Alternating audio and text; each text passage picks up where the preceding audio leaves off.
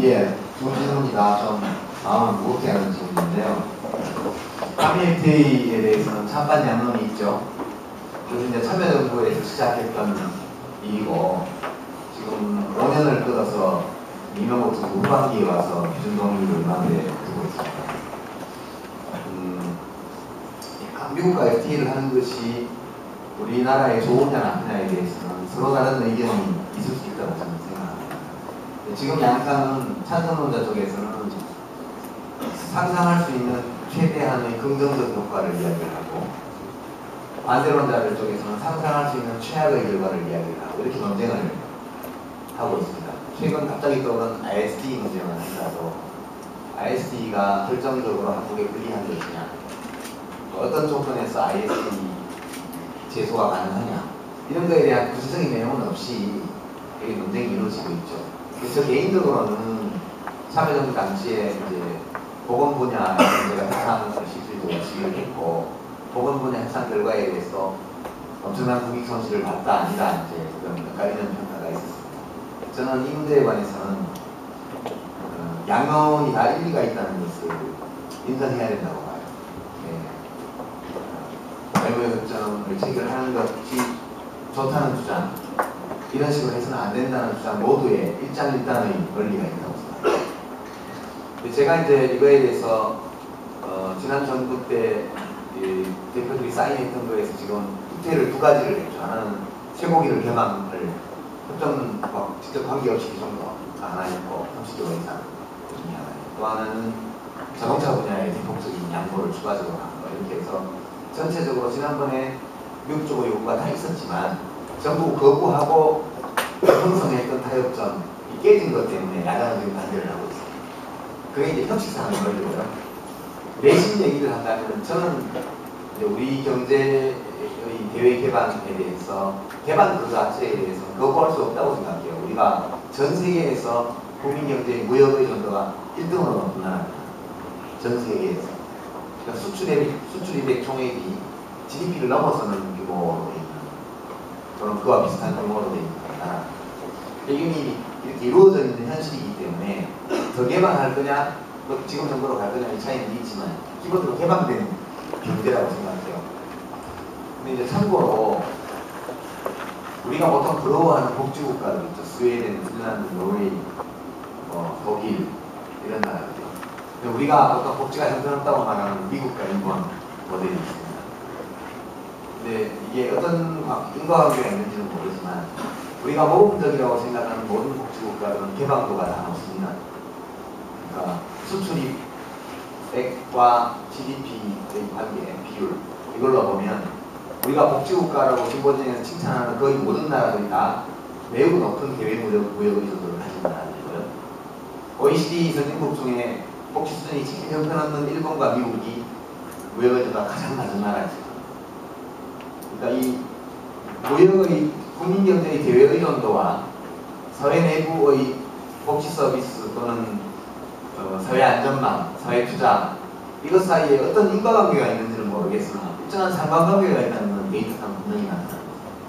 우리나라는 이 데이터로 보면 이미 복지, 교육, 보육 이런 사회 투자 분야에, 보건 이런 쪽에 굉장히 많은 투자가 이루어지고 있어야지만 다른 나라와 균형이 맞는 상황인데 안 되고 있는 거죠, 지금까지. 근데 어떤 분들은 설명하기를 그렇게 개방해놓고 나가서 경쟁하려니까 사람을 키울 수밖에 없고, 사람을 키우려다 보니까 경쟁력을, 기업 경쟁력을 가지려면 사람을 키워야 되고, 사람을 키우려다 보니까 보육, 교육, 그다음에 이제 평생교육, 기술교육, 그다음에 사회 안전망 이런 데 투자할 수밖에 없다. 이런 가설을 얘기하는 분들도 계십니다. 그런 문제가 있습니다. 지금 어떻게 할 거냐 이렇게 물을 때 이거 참 어려운 문제거든요. 그리고 국회에서는 극단적으로 대치하고 있고, 그래서 제가 제안을 한 게 일단 거기서는 막아놓고 야당들이 공동으로 입장을 내자. 이명박 대통령의 국민투표 회부를 요구하는 거죠. 우리는 이대로 통과시키면 협조 못한다. 우리는 반대인데 국민들 중에 찬성하는 사람도 있고 반대하는 사람도 있고, 여당은 찬성하니까 국민들에게 물어보자. 우리가 간접민주주의를, 대의제를 채택하고 있지만 이렇게 중대한 문제에 국민들의 의견이 엇갈리고 이런 문제들은 국민들한테 직접 물어보는 방식으로 문제를 해결하자. 이렇게 제안하고 국회 정돈에서 막대, 영원히 막을 수는 없거든요. 언젠가 국회의장이 경위를 투입해서 끌어내면 다 끌려 나와야 돼요. 100명도 안 되는데. 이제까지 막는데 성공한 적이 한 번도 없습니다. 며칠은 막아지겠지만 계속해서 막지는 못해요. 원래 수성하는 자는 10배의 병력이 있어야 막을 수 있다는 말도 있습니다. 언제 쳐들어올지 모르니까. 더군다나 국회의원 숫자, 야당 의원 숫자의 여러 배에 가려는 경위들을 투입해서 끌어내면 다 끌려 나와야 돼요. 그 회의장 비우고 여당 의원들 들어가서 자기들끼리 편전해서 통과시키는 건데, 이렇게 하느니 1월 1일 발효하도록 하자는 두 대통령 사이의 약속에 집착하지 말고 4월 총선을 할 때 투표함 하나 더 넣고 투표용지 하나 더 인쇄해서 그때까지 남은 한 5개월 동안 충분히 토론하고 국민들에게서 고제공하고 그렇게 한 다음에 국민들이 결정을 하게 하자. 이게 원외정당으로 저희가 하는 제안인데요. 민주노동당 이정희 대표는 좀 호응을 해주셨고, 민주당 쪽에서는 뭐 무슨 이유인지 이거에 대해서 아주 말이 없는 그런 상황입니다. 저는 이런 것이 합리적인 해결책 출구가 될 수 있다고 생각합니다. 모든 문제를 다 국회의원들이 하면 좋겠지만 베이지니까 그러니까 왕만 국회에서 원만하게 해결되지 못하는 문제, 그래서 국가보안법 폐지 문제 같은 거예요. 그건 한나라당이 야당이면 또 정부에서 못하게 할 거거든요. 서리박법법 같은 거예요. 국회에서 죽기 살기로 정부에서 물리투쟁이 벌어지는 중대 사안에 대해서는 가끔씩 따로 국민투표를 하지 않더라도 대통령 선거 5년 동안, 4년 동안에 2번 전국 선거가 있지 않습니까? 국회의원 선거하고 지방선거. 또 중간에 대통령 선거 한 번씩 껴 있어요. 그럴 때 활용해서 한 번씩 국민투표를 해주면 추가 비용 없이 할 수 있는 거 아닌가. 그런데 이명박 대통령 귀가 없는 분이라 말씀드리겠습니다.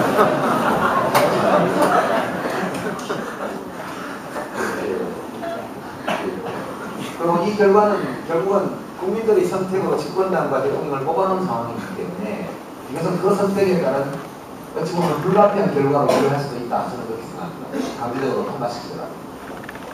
강한 그런 일이 벌어집니다. 최대한 야당 의원들이 막고 그리고 이제 국민투표 공세를 아주 세게 해서 여기 국민 여론이 뒷받침된다면 이명박 대통령도 승부 못 걸 거 없잖아요. 어차피 자기 임기 중에 하는 건데. 총선 때 국민투표하면 그 결과 나오면 18대 국회를 기다릴 것, 19대 국회를 기다릴 것 없이 18대 국회의원들이 5월 말에 임기가 끝나니까요. 총선 끝나고 바로 모여서 국민투표 결과에 따라서 만장일치로 가결 또는 부결을 합의하면 그만입니다. 이렇게 직접민주주의 방식을 좀 써보자는 게 저희 제안인데, 말씀드린 것처럼 각하께서 싫어하셔서 레뷰를 못 나가는데 그렇게 얘기한다고 해서 뭐가 될까? 그런 저도 있습니다. 대학 등록 문제는 진학률을 인위적으로 떨어뜨릴 수는 없죠. 교육받을 권리는 헌법이 보장한 권리고, 지불 능력이 있는 부모들이 자녀를 대학에 진학시키려고 하는데 국가가 무슨 수로 이걸 막을 겁니까? 그것은 불가능한 일입니다. 국가가. 다만 학생들과 학부모들이 스스로 선택해서 다양한 진로를 찾아나가는 문화, 이런 것이 된다면 다소 좀 해결책은 있겠죠. 근데 근본적으로 볼 때 학생들이, 많은 젊은이들이 고등교육을 받는다는 것은 좋은 일이죠. 저는 좋은 일이라고 생각해요. 대학 진학률이 높은 거 꼭 나쁠 것은 아니다 이렇게 생각하는데요. 다만 이제 이 대학 등록금 문제가 너무 심각하니까 우리 대학 교육은 되게 국민 때도 등록금이 이게 비싸잖아요. 상대적으로 싸긴 하죠. 한 300만 원씩 그렇게 하는 게 있더라고요. 국민 때도. 그래서 이거는 이제 우선 등록금 자체가 너무 높은 문제가 있죠. 반값으로 다 깎으려면 연간 8조 원 정도 듭니다. 결심하면 할 수 있죠. 8조. 할 수 없는 돈은 아닙니다. 8조 원이면 지금 어르신들 한 350만 명한테 월 9만 몇천 원씩 드리는데 한 3조 몇천 원 들거든요. 그러니까 월 6만 원씩 드리니까 연간 한 110만 원 돼요. 350만 명 어르신한테 연간 110만 원씩 드리는데 지금 반값 등록금 하면 이제 그때 등록금 평균이 얼마인가요? 연간 한 800 몇십 900 되나요? 정도 될 것 같은데 국립대학을 다 툭치면 그럼 예컨대 대학생 하나 1인당 400만 원 지원한다. 네, 그러면 지금 기초노령연금에 한 4배 정도 되죠. 그러면 그게 숫자가 좀 4배까지 안 되니까 8조 원 정도 든다고 그래요. 결심하면 못할 것은 없다고 생각해요. 그러나 이것이 항구적인 행동은 아니다. 항구적인 행동. 일단 그렇게 할 수 있을 것 같고요. 그럼에도 그 반값해줘도 나머지 돈도 크잖아요. 시급 뭐 3,312원 받아가지고 언제 하겠어요. 그러니까 등록금 대출도 필요하죠. 근데 이자율이 너무 높아요. 그죠? 이렇게 하면 안 되죠. 원래 지난 정부에 설계할 때 이렇게 한 게 아니었는데 그때 이제 제가 의원 시절에 이걸 주장을 해서 재경리에서 받아서 주택금융공사에 맡겨갖고 이 일을 했는데 거기서도 잘못되기 시작했다고. 원래 이걸 하려면 우리 신용보전기금처럼 학자금융자 등록금 신용보전기관을 만들어야 돼요. 국가에서 한 5조 원이나 10조 원을 출연해가지고 기금을 만들어 놓고 그걸 학생들에게 대출을 해줄 때 민간금융기관에서 지불보증을 국가가 해줘야 돼요. 지불보증을 해주면 리스크가 제로잖아요. 금융기관으로서. 그러면 시장 최저금리로 내려갈 수 있어요. 리스크 제로의 대출금리요. 그럼 그게 지금 금리보다 2, 3% 이상 내려갈 수 있습니다.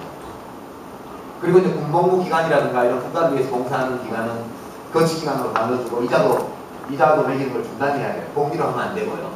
매우 저리의 장기융자도 몇십 년 동안 바꿀 수 있게 그렇게 해줘야 됩니다. 그렇게 하고 나중에 뭐 실업자가 되거나 죽어버리거나 해서 불행하게도 못 갚는다. 그러면 국가가 대신 물어줘야 돼요. 그게 이제 보전기관이거든요. 그러니까 기금, 학자금융자 신용보전기금을 만들어서 거기에서 갚지 못하는 학자금융자에 대해서는 대신 갚아주기로 하고 그리고 이제 무위험 대출로 해서 이자율을 낮춰야 되고요. 그렇게 하고 제가 낸 아이디어는 이제 선택할 수 있게 고정금리로 해주든가 저리의 고정금리로 해주든가 아니면 도시근로자 평균소득만큼 버는 사람은 평균금리로 하고 좀 더 버는 사람은 금리를 높게 적용해서 내도록 자기가 선택할 수 있고 자기 소득이 낮으면 금리를 조금 내고 자기 소득이 높으면 금리를 더 많이 내는 상품으로 계약할 수 있도록 선택폭도 열어주고 근데 금리를 다르게 하는 거는 국가가 출연하는 거예요. 그 사람 부유투자에 과실이 크면 국가도 이자를 좀 많이 가져가고 과실이 적으면 국가도 이자를 조금 가져가고 이런 세부적인 보완적 제도를 하고 동시에 국공립과 사립 사이에 차등을 둬야 된다. 저는 그렇게 생각해요. 지금은 차등이 거의 없기 때문인데 장기적으로 국립대학은 저희 생각으로는 100만원 정도, 연간 100만원 정도 수준의 형식적인 등록금을 받는 거의 무상교육 쪽으로 가고 그리고 학부모들과 학생들이 선택할 수 있게 열어주고 이런 식으로 가야지만 돈이 좀 있고 출렁력이 있으면 사립대학 보내도 되고요. 그리고 재능은 있는데 돈이 부족하다 그러면 국립대학 선택할 수 있고 이렇게 해야 지방 거점 국립대들로 살아나고 한 가지 조건은 서울대학교는 거의 빠진다는 소리 하는 서울대학교는 학부를 없애고 대학원대학으로 완전히 개편하고 국립대학 통합 네트워크를 만들어서 거기 학생들이 재학 중에 한 1년씩 와서 그냥 교환학생으로 와서 정치적인 하는 그런 공동대학으로 만들고 그렇게 해주면 서울 수도권은 국립대학이 따로 없고 지방만 국립대학이기 때문에 지방 국립대학은 살 거 아니냐 그런 걸 저희가 안으로 준비하고 있는데 서울대 학부를 폐지한다는 것은 그 혁명에 가까운 이해재님 서울대 총동창회 관계자랑 근무로 우연히 만나서 총동창회에서 제명해버리겠다. 제가 동창회에 가입한 적도 없다고 했었어요. 저는 한 번도 동창회비를 내본 적이 없거든요. 너무 늦게 졸업해가지고 동창회비를 내라고 하지도 않고 저는 동창회보도 안 받습니다. 병인은 아니기 때문에 이것은 굉장히 어려운 일이긴 한데 저는 이 정도의 획기적인 조치가 없이는 등록금 문제의 구조적 해결은 어렵지 않나 이렇게 말씀드리면서 이 문제도 내년에 야5당의 총선 공동공약 그리고 이제 대통령 선거에서 야권 단일 후보의 대선 공약으로 꼭 제가 말씀드린 형태가 아닐지라도 그리고 현행 제도에 의하면 크게 학생들과 학부모들의 등록금 부담이나 이런 것들을 들 수 있는 아울러서 민주노동당에서 기숙사 대책을 내놨거든요. 대학생들 꼭 기숙사가 아니더라도 공적으로 공급되는 대학가의 대학생 주거 공간을 공급하는 문제 이런 대안들도 준비되고 있습니다. 이런 것들이 패키지로 내년